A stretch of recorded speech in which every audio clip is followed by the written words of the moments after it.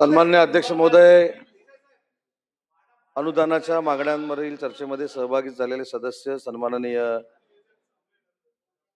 वरुणजी सरदेसाई, सन्माननीय मोहनजी मते, विजयजी वेडेट्टीवार, मुरजी काका पटेल, चेतनजी तुपे, जितेंद्रजी आव्हाड, सुनीलजी प्रभू, हेमंतजी रासने, अमीनजी पटेल, विलासजी बुमरे, अभिजितजी पाटील, सना मलिक, अबू आझमी, महेशजी लांडगे, राजेशजी मोरे, बाबाजी काळे, हिरामण खोसकर, ज्योतिताई गायकवाड, जयंत पाटील साहेब यांनी या मागण्यांवर चर्चेमध्ये काही प्रश्न देखील उपस्थित केले, शासनाला काही सूचना देखील केलेल्या आहेत.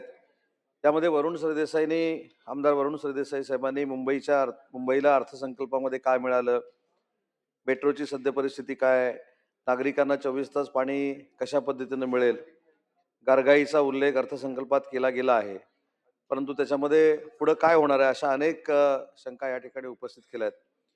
परंतु या चर्चेच्या निमित्तानं मी त्यांना आणि मुंबईकरांना आश्वस्त करतो की मुंबईच्या नागरिकांना जो निधी आवश्यक आहे तो निधी महाराष्ट्र शासनाकडनं आणि मुंबई महानगरपालिकेकडनं दिला जाईल.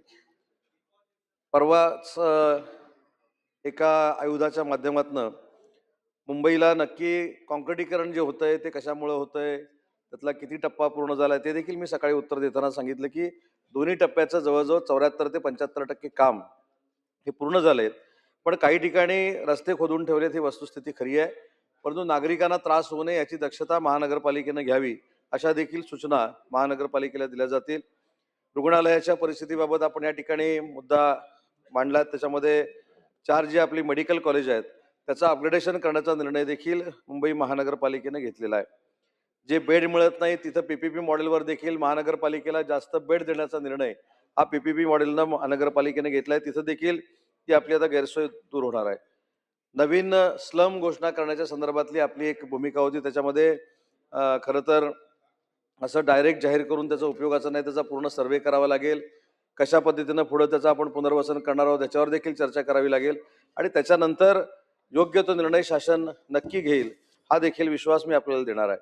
सन्मान्य सुनील प्रभू साहेबांनी देखील मुंबईच्या संदर्भातले अनेक प्रश्न या ठिकाणी उपस्थित केलेले आहेत. त्यांच्या मतदारसंघातले देखील प्रश्न उपस्थित केलेले आहेत.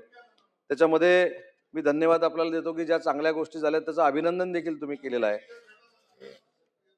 हा भेटू बर. आशिषजींनी जी सूचना केली त्याचं आपण दोघांनी तंतोतंत पालन करू. उर्वरित प्रश्न जे आहेत त्याचं लेखी उत्तर आशिषजी सुनील प्रभू साहेबांना दिलं जाईल. अमीन पटेल साहेब असतील, विशेषतः आव्हाड साहेबांनी देखील ठाण्याच्या बाबतीमध्ये काही घोडबंदर असेल किंवा हा जो परिसर असेल त्याच्या बाबतीमध्ये काही प्रश्न उपस्थित केलेले आहेत.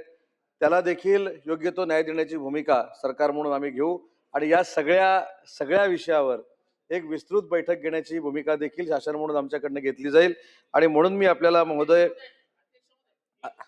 नको मंत्र्यांनी डिस्टर्ब नाही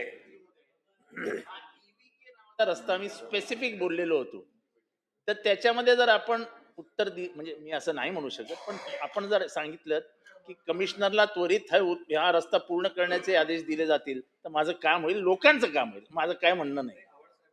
जी भूमिका या ठिकाणी मांडली, एखादा रस्ता जर अपूर्ण असेल किंवा काम अपूर्ण पद्धतीनं चालू असेल किंवा धीम्या गतीनं चालू असेल ते तात्काळ जलद करण्याच्या सूचना ठाणे महानगरपालिकेच्या आयुक्ताला दिल्या जातील. नाही, जी जी जी त्याच्यामध्ये काम करण्यासाठी ऍक्टिव्हिटी करायची आहे ती महानगरपालिकेनं करावी. परंतु या सगळ्या याच्यामध्ये आव्हाड साहेबांनी सांगितलंय म्हणून काम करायचंच नाही अशी आमची भूमिका नाही. ते शेवटी जनतेचं काम आहे आणि आव्हाड साहेब ते देखील काम करण्याची भूमिका आम्ही घेऊ. उर्वरित सगळे विषय जे आहेत त्यांना लेखी उत्तर आम्ही विभागामार्फत पाठवू आणि म्हणून माननीय अध्यक्ष महोदय मी आपल्या अनुमतीने सन 2026-27च्या अर्थसंकल्पीय अधिवेशनात नगर विकास विभागाच्या मागणी क्रमांक F1 ते F8 या मागणी क्रमांकाखाली अनिवार्य व कार्यक्रमावरील खर्चाकरिता 65,591 कोटी 98,81,000च्या मागण्या मंजूर करण्याची विनंती सन्माननीय सभागृहास करत आहे. धन्यवाद. सामाजिक न्याय व विशेष सहाय्य मंत्री. अध्यक्ष महोदय, सामाजिक न्याय विभागाच्या अनुदान